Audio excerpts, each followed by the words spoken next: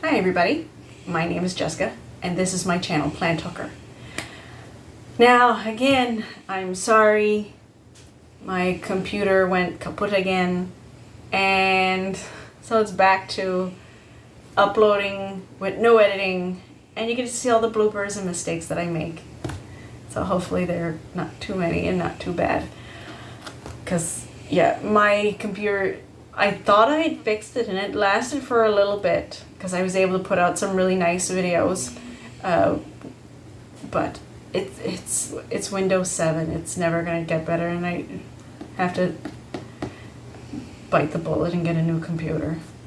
But in the meantime, you get to see me make a fool of myself a little bit and try my best at explaining plants, and hopefully you learn something, and if I make a mistake, you let me know, and then I learn something along the way.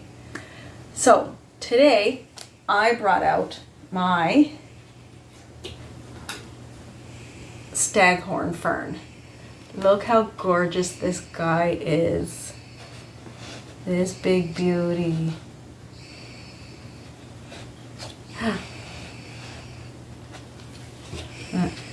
Oh, and that weird whistling noise, that's Angus on the couch. He's dreaming.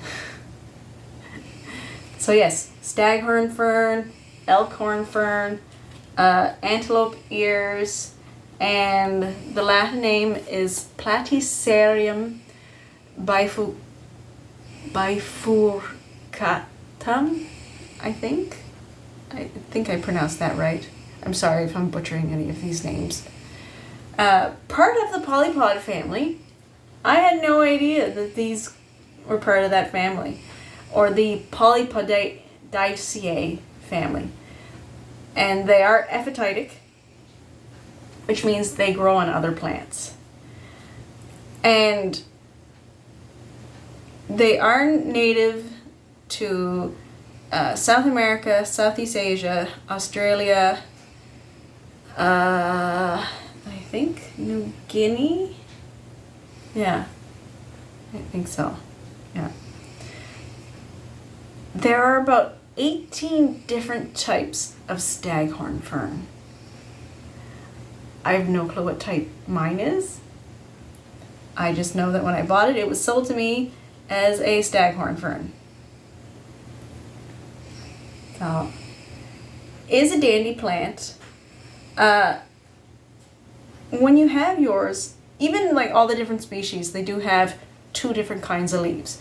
You have your big frondy-like leaves, and then you have the, where's a good picture? You have the, right here, you have the shield type leaves. They're almost, some of them are circular, others are heart-shaped. But these leaves are meant to protect the roots, because as being epiphytic and growing on other plants, these types of leaves, the shield leaves, will actually cover over the roots, so then they stay protected. They can stay moist in case there's any bright light, and help protect against pests as well.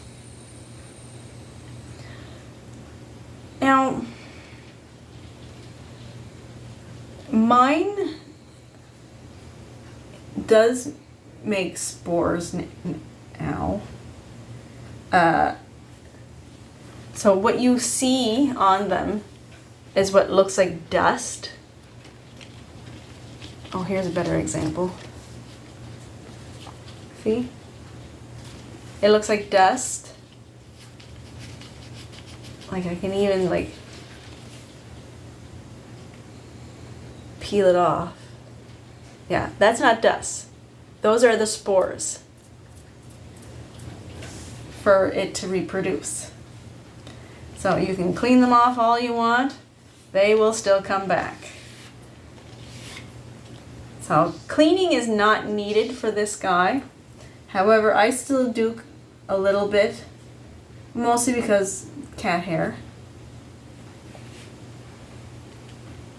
And I'm figuring out if I film at a certain time of day, nobody bugs me. So there's no cats in the the frame. Unless you want to see cats, then let me know and then I'll try to make sure I always film with a cat or two. Now, in the wild, these guys can get up to about 60 inches wide and tall. So 150 centimeters, give or take. Yeah, and most time they start off at about 20 centimeters small, 8 inches as well. And that's both wide and tall. Mine is about, I don't know, 14 inches wide, 15 inches tall, which is anywhere between 35 and 40 centimeters, give or take. Now, when it comes to watering, they are low demand. Moisture meter level 3, and I'll water him roughly every 3 weeks, and he seems to do fine with that. However, even though they are low demand for water, these are still a very high humidity plant. Very high humidity. He cannot handle the wood stove. He's got to be in the bathroom where 3 people are taking showers a day. I'll mist him twice a week during the summertime. Right now, when the wood stove's going, I'm doing him about every 2 days. And the heater is on 20, and that bathroom door is closed, so then the wood heat cannot go into that room to bother him. Because this leaf here, that browning of that shield, that is a sign of low humidity because somebody left the door open one night. And it can also be a sign of maturity too with the plant. As long as it doesn't dry up and take over, that brown takes over, everything will be fine.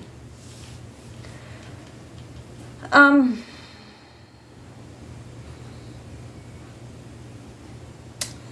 it comes to fertilizer, I use the all-purpose, the Schultz. You can use the fertilizer that's strictly for green plants, and I'll fertilize him every 2 months, and he seems to be okay with that. Super sensitive to drafts. Does not like drafts at all. Before I had my bathroom renovated, that window was a very drafty window, and he hated it. Absolutely hated it. And since now that there's a new window there, he's done absolutely magnificent since then, because I had to up-pot him because he was in a 4 when I bought him, and then I had to up-pot him, I think maybe a month after that the bathroom was done, so June or July. Oh, sorry. See, bloopers. Yeah, it was June or July that I had to up-pot him, because I've had him since about, let's see, March or April. I'm gonna lean more towards March, because April I'm usually working and I have very little time to go plant shopping. I'm pretty sure I got him. Where did I get him from? Why can I not remember where I got you? Pretty sure it was one of the local co-ops.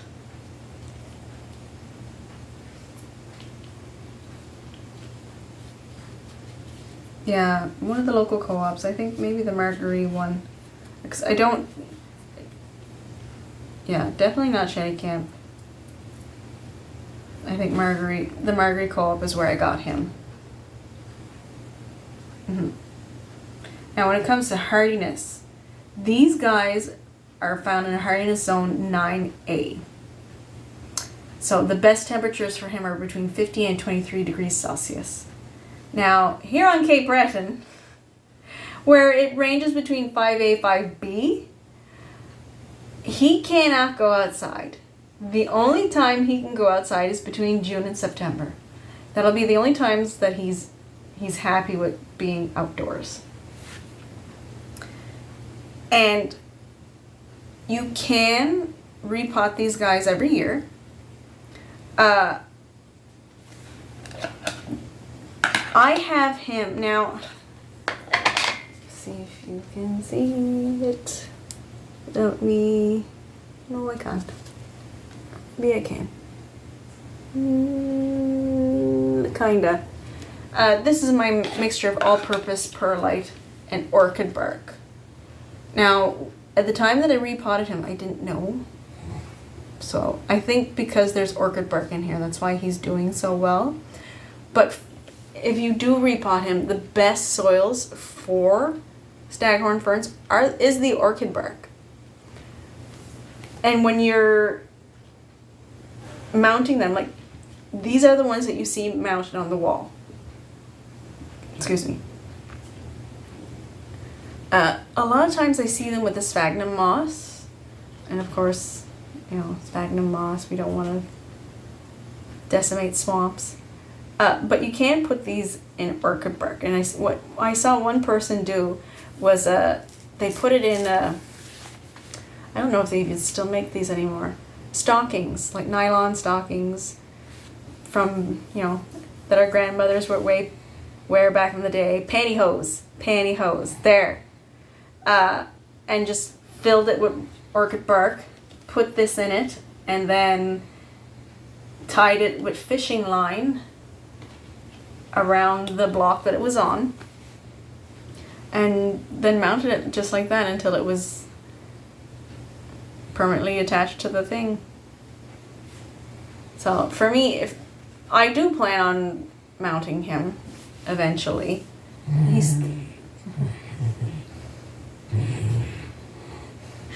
I don't know if you hear that. That's Angus snoring. Angus? Thank you. I do plan on mounting him eventually. Right now he's still big enough to fit on the windowsill. And how big? That windowsill is good for 7 inches. So I think this is a 5, so maybe in the next 2-3 years I'll mount him and hang him up somewhere in the bathroom. I'm not quite sure how I'm going to mount him, whether I'm going to mount him on the wall like this or upside down from the ceiling. It's not a big bathroom, but I do know that he can't go anywhere else but the bathroom because of his humidity issues. Oh, there's a root ball there. Now, when it comes to pests,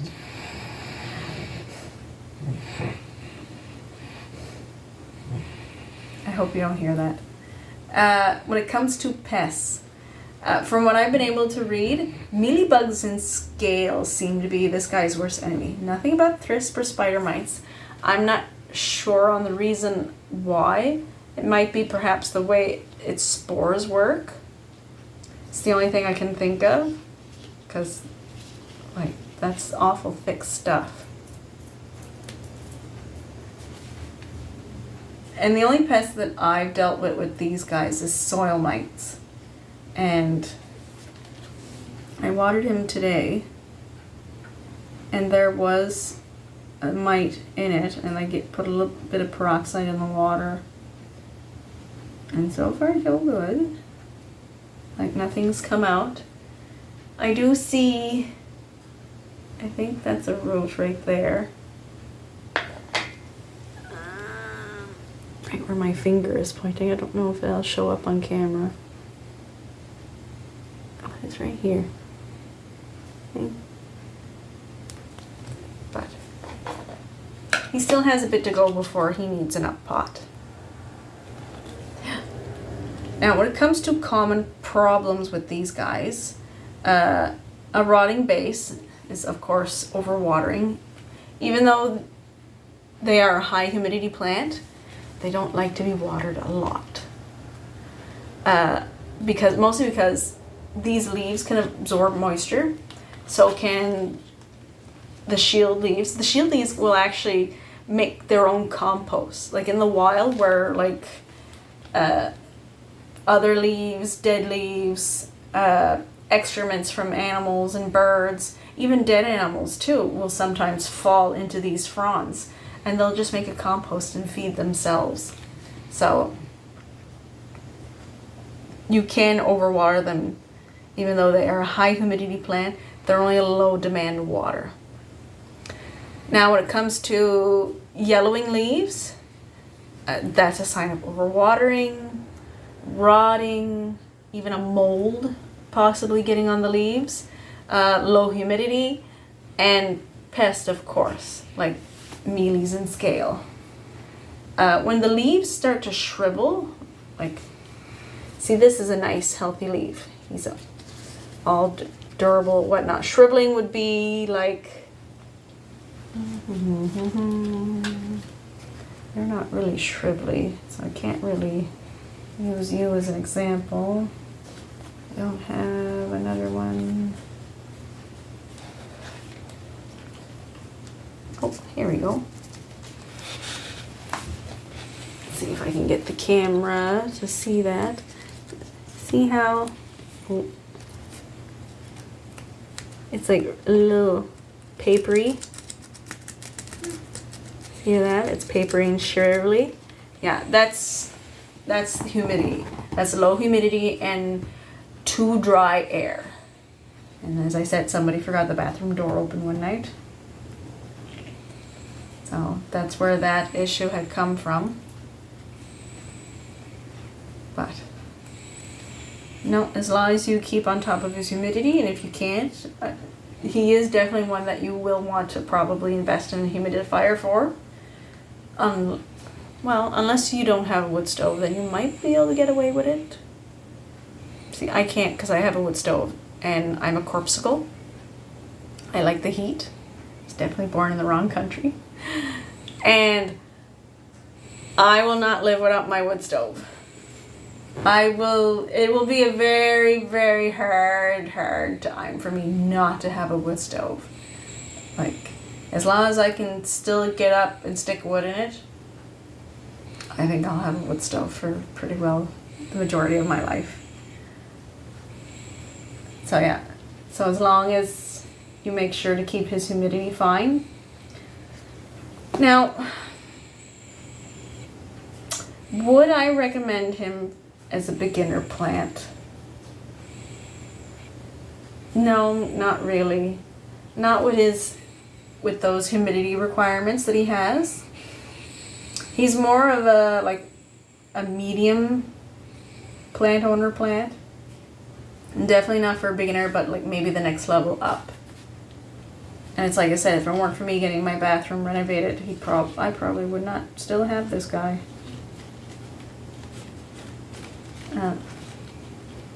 What are you? More spores. But yeah. So if you like the video, give me a thumbs up. If you don't like the video, you can give me a thumbs down. Everybody has a right to their opinion. But if you really like the video, subscribe. And if I made any mistakes, I'll go over the video and I'll talk about my mistakes in the not the comments, but the bio. So, but if I don't see mistakes, and if you do, please let me know, because it's not nice to be spreading the wrong information, even though we all try our best. So my Staghorn Fern. And as always, live long, plant on.